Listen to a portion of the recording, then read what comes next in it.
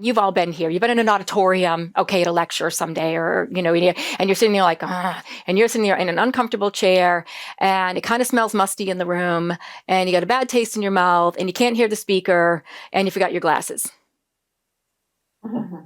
Okay. All right. That is just, to me, a 5-sensory disaster. All right, going on. So just think of 1 or 2 of those that at any given moment our kids might be dealing with. So what I like to do in the classroom is I want to do what I call a sensory check-in. So I say to kids, hey, be aware. So I think this can be kind of fun. So think about if you have these kids who have out of whack imbalance of any of those senses at any moment, and you're trying to do some management intervention.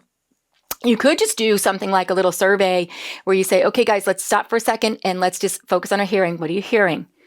Can you hear everything okay? Can you hear me okay? There's a weird smell in the room today. It must be the heat just kicked on.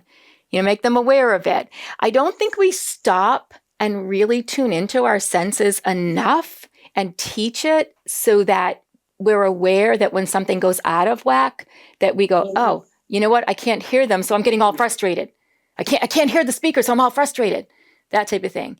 It creates real problems for us. But once we're aware of it, oh, it's because I can't hear that I'm frustrated. Let's see if I can solve this problem.